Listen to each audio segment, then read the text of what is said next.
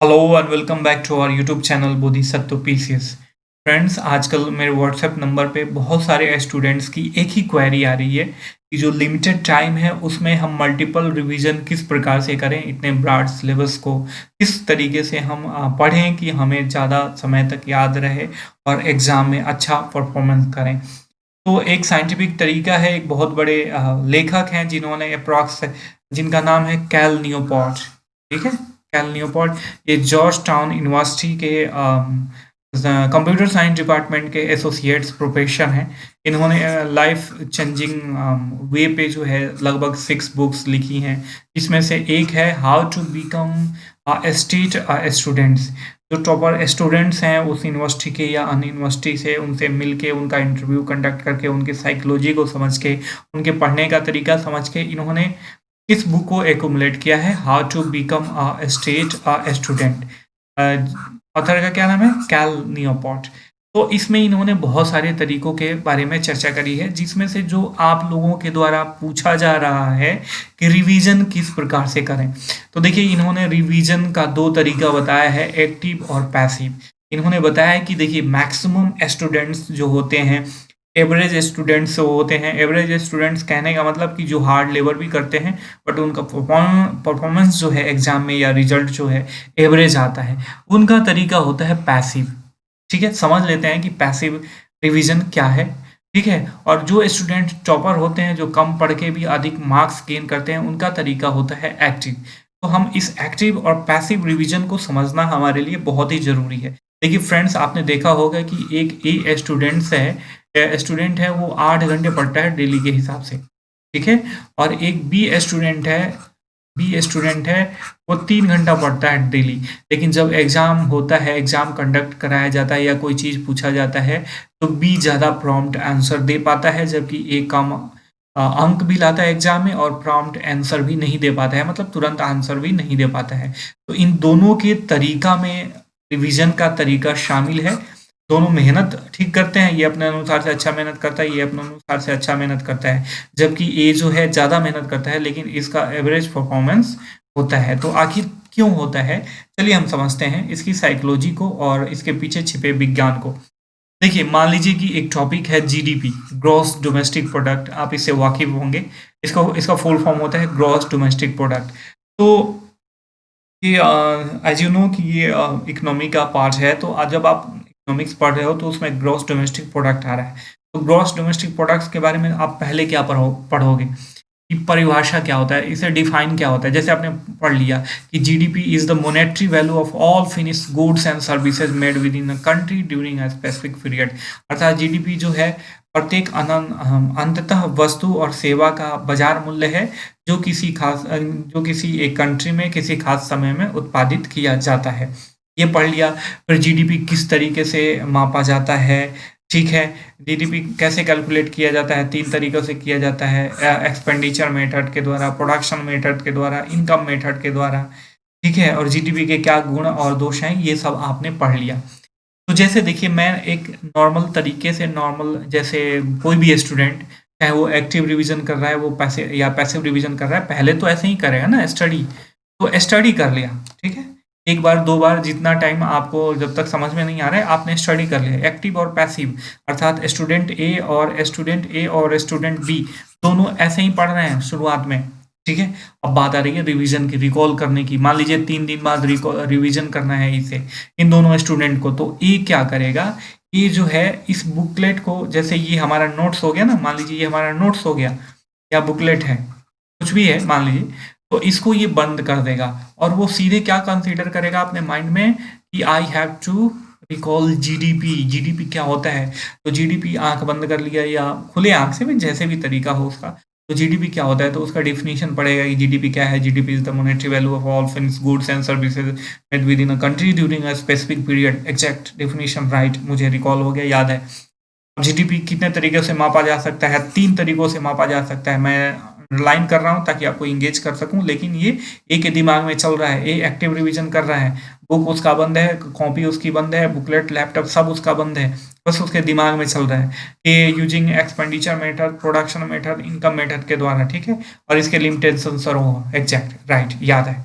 ठीक है, मान लीजिए कि ये जो है ऐसे अपना नोट्स और बुकलेट बंद करके याद कर रहा है, रिवीजन कर रहा है, रिकॉल कर रहा है चीज़ों को, लेकिन उसको पता नहीं है कि 3 वे में दूसरा तीसरा वे कौन है। तो तब वो खोलता है कि अच्छा पहला वे तो एक्सपेंडिचर है, जीडीपी मापने का, कैलकुलेट करने का, दूसरा प्रोडक्शन है और तीसरा इनकम है। तीसरा इनकम है, अच्छा याद आ गया, तीसरा इनकम है। तो इसे बोलते हैं फ्रेंड्स, क्या बोलते हैं? रिवीजन। एक्टिव रिवीजन का मतलब कि आप अपने माइंड को जो है ट्रेन कर रहे हो कि माइंड से जो इंफॉर्मेशन पहले आपने गैदर किया था माइंड में, उसको रिकॉल करने की। माइंड को कह रहा है भैया हम कुछ नहीं कर रहे, तुम रिकॉल करो, हम कुछ नहीं करेंगे, मेरा आंख नाक कान कुछ भी नहीं करेगा, बस तुम्हें जो करना है वो करो, रिकॉल करो। तो माइंड जो है आपके गाइडलाइन के अनुसार, आपके दिए गए गाइड के अनुसार वो चीज़ों को रिकॉल करने की कोशिश करता है, जीडीपी को रिकॉल करने की कोशिश करता है। ठीक है, अब तो एक ही बात हमने वो कर लिया।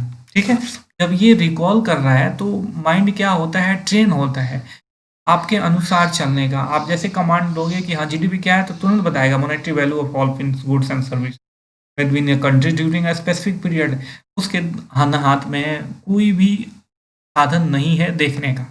ठीक है, और जो चीज़ें उसे नहीं याद आ पा रही हैं उसके लिए वो हेल्प लेता है नोट्स और बुकलेट का, जो कुछ भी इस सोर्स से वो पढ़ रहा है। ठीक है, आपने वैदिक सिस्टम में हमने हाँ हमारे देखा होगा, पढ़ा होगा कि गुरुकुल सिस्टम जो था, गुरुकुल सिस्टम क्या था, ऐसे ही काम करता था। जो भी हम वेदाज पढ़ते थे, संहिता संहिता पढ़ते थे, जो भी पढ़ते थे वो हम गुरु के मुख से सुनते थे और उसको ऑब्जर्व करते थे डेली वाइज दुनिया में, और उसको मेमोराइज करने की, गवेषणा करने की कोशिश करते थे। अपने माइंड को ही बार बार रिकॉल करते थे अपने माइंड में, इसलिए वो चीज़ें जो है कंठस्थ याद रहती थी, कभी भूलती नहीं थी लोगों को, और इसी अनुसार एक पीढ़ी से दूसरी पीढ़ी तक जो है ट्रांसफर होती रहती थी। तो उस समय का जो तरीका था वो एक्टिव था। अब देख लेते हैं बी, पैसिव रिवीजन क्या होता है। एक्टिव रिवीजन और पैसिव रिवीजन में क्या अंतर है।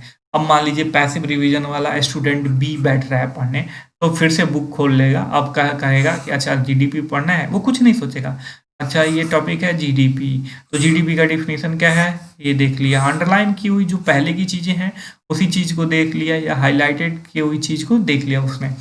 जीडीपी ये है इकोनॉमी, 3 तरीकों से मापा जा सकता है। पहला तरीका एक्सपेंडिचर है, दूसरा प्रोडक्शन है और तीसरा इनकम है।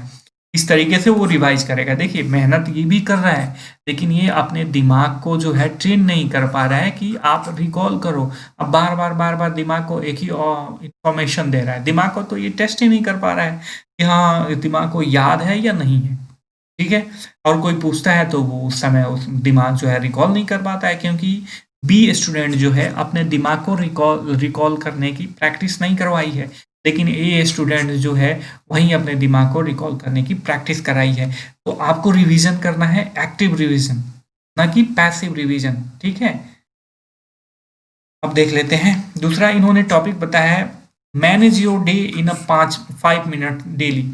जब भी आप सुबह उठ रहे हो, आप अपना रूटीन बना रहे हो, तो सुबह या शाम को जो भी आपका स्टडी का शेड्यूल है, अब शेड्यूल जो भी है आपने बना रखा है इतना दिनों से, वो चेंज तो नहीं होगा, लेकिन जो भी बना रखा है, तो सबसे पहले आप करते क्या हो, रात में या सुबह आप ये डिसाइड करो कि हमें पूरे दिन में आज क्या करना है।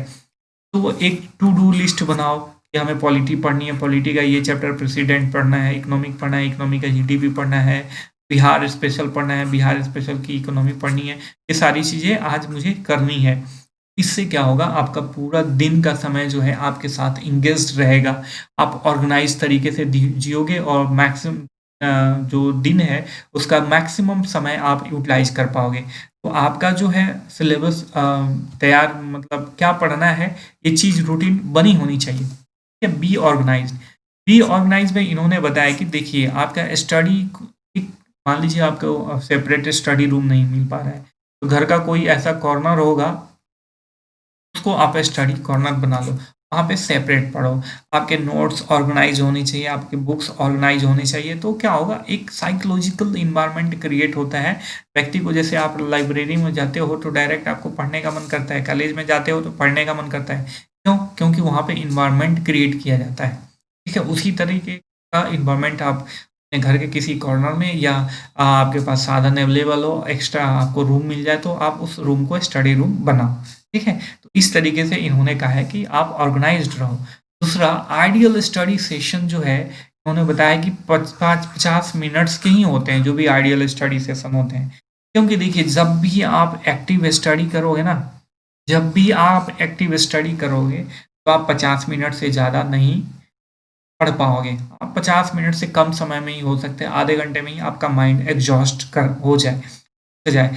तभी इन्होंने कहा है कि आपका आइडियल स्टडी सेशन 50 मिनट्स का होना चाहिए। ये ऐसे ही नहीं, इसके पीछे बहुत सारे साइंटिफिक रिसर्च और प्रूवन डेटा हैं, जिसके बारे में अभी चर्चा करना कोई मतलब आवश्यकता की चीज़ नहीं है। लेकिन उसका कैलकुलेशन ये है कि आप 50 और 10 का रेशियो रखो। 50 मिनट पढ़ो और 10 मिनट रिलैक्स करो। चाहे अपने मनपसंद का म्यूजिक सुनो, या वैसे ही नॉर्मली लेट जाओ, पानी पी लो, थोड़ा-सा टहल लो, ये सारी चीज़ें करो, ठीक है? लेकिन जो आपका स्टडी सेशन होना चाहिए, 50 मिनट से ज़्यादा नहीं होना चाहिए। क्योंकि दिमाग की कैपेसिटी होती है, इससे ज़्यादा काम नहीं करेगा एक्टिव स्टडी में, ठीक है? पैसिव स्टडी आप लेके 5 घंटे भी पढ़ लो, ठीक है? तो आपका जो एक्चुअली आपका एक्युमुलेशन होगा, वो उतना ज़्यादा नहीं होगा, यदि आप ब्रेक कर के 50 और 10 के रेशियो में पढ़ रहे हो। उसके बाद इन्होंने बात करी है फिजिकल हेल्थ की। फिजिकल हेल्थ में आपको प्रॉपर स्लीप लेना है, 7 से 8 घंटे। देखिए, आपके मस्तिष्क के सेल्स जितना रिलैक्स रहेंगे, उतना ही हेल्दी होंगे और उतना ही मस्तिष्क जो है ज़्यादा काम करेगा। फूड, देखिए इन्होंने फूड पे विशेष ध्यान दिया है। देखिए, आप जैसे अभी जो है हमारे यहाँ बिहार में दीपावली तो सब जगह बनाई जाती है, विशेष छठ पूजा में बहुत सारे पकवान बनते हैं। दीपावली में, भैया दूज में, गोवर्धन पूजा, ये सब फेस्टिव सीजन है नवंबर का। इसमें आप कोई भी तला भुना चीज़ ना खाओ, ऊपर से ठंडा पानी पी लिए। अगर तला भुना चीज़ खा के, तो आपको गला दर्द करना है, गला पकड़ना है और सर्दी जुकाम होगा, बुखार होगा, तबीयत बिगड़ जाएगी। तो इन सारी चीज़ों को ध्यान रखना है। यदि आप पकवान खा भी रहे हो, तो उसके साथ गर्म पानी, गुनगुना पानी पियो, ठीक है? तो आपको फूड पे विशेष ध्यान देना है। उसके बाद एक्सरसाइज, ये भी साइंटिफिक प्रूवन वे है कि जो व्यक्ति एक्सरसाइज करता है डेली, कम से कम मिनिमम 30 मिनट, उसके मस्तिष्क के सेल्स ज़्यादा बढ़िया से काम करते हैं। तो आपको एक्सरसाइज भी करना है। उसके बाद इन्होंने सबसे बड़ी बात बतलाई है कि क्लैरिफाई योर डाउट्स इमीडिएटली। जो भी आपके डाउट्स हैं, उसको तुरंत ही इमीडिएटली क्लैरिफाई करने की कोशिश करो। मान लो कि आपको राष्ट्रपति की शक्तियाँ नहीं समझ में आ रही हैं, तो उसे उसी समय समझो। प्रोक्रास्टिनेट मत करो कि चलो कल समझ लेंगे। देखिए, एग्ज़ाम का 1.5 महीना बचा हुआ मुश्किल से। यदि आप प्रोक्रास्टिनेट करोगे, तो वो एक दिन लंबा पुलिंदा बन जाएगा, 5 दिन 10 दिन बाद। बहुत सारे चैप्टर्स पढ़ने हैं, बहुत सारे विषय पढ़ने हैं आपको, तो इतना समय कहाँ मिल पाता है? एक ही विषय रिवाइज करने में आपको समय नहीं मिलेगा। तो आपको अगर अलग-अलग सब्जेक्ट से 5-5 भी इकट्ठा कर लिए, तो 10 टॉपिक है आपको पढ़ने के, तो आपको आपके पास 50 डाउट क्रिएट हो जाएँगे। तो डाउट ऐसे क्रिएट नहीं करना है, डाउट को एक्युमुलेट नहीं करना है। जो भी डाउट्स हो, जिस भी सब्जेक्ट का भी डाउट्स हो, आप मेरे व्हाट्सएप पे नंबर मैंने आपको इसमें भी नंबर दे दिया है। उस पे आप शेयर कर सकते हो, क्वेश्चन पूछ सकते हो, या जो भी जहाँ से भी हेल्प लेना है, वहाँ से लेके अपना डाउट इमीडिएटली क्लियर करो। देखिए, एग्ज़ामिनेशन का पर्व आने वाला है, एक तरीके से पर्व ही कहेंगे स्टूडेंट्स के लिए। बीपीएससी 66 प्रीलिम्स, 65 मेंस, बीएसएससी के एग्ज़ाम्स होने वाले हैं, प्रीलिम्स, मेंस, बहुत सारे बीपीएसएससी के है, एसआई, इन्फोर्समेंट ऑफिसर, ये सारी चीज़ें के एग्ज़ाम होने वाले हैं। और इस एग्ज़ाम्स पीरियड में यदि आपने ये तरीका अपनाया एक्टिव पैसिव लर्निंग का, तो आई होप कि आपको बहुत ज़्यादा फ़ायदा होने वाला है। और इसके साथ-साथ हम ये भी आशा करते हैं कि मेरे द्वारा समझाई गई जो भी चीज़ें हैं, आपको आसानी से समझ में आ गई होंगी। और वीडियो आपको पसंद आया होगा, तो प्लीज़ वीडियो लाइक करें, चैनल को सब्सक्राइब करें, और सब्सक्राइब करने के बाद जो बेल का आइकन आता है, उसे दबाएँ, और वीडियो को और लोगों के साथ भी शेयर करें, ताकि इसका लाभ मैक्सिमम लोगों तक पहुँच सके। हम फिर मिलेंगे किसी नए टॉपिक के साथ, तब तक के लिए साइनिंग ऑफ, टेक केयर, जय हिंद, जय भारत।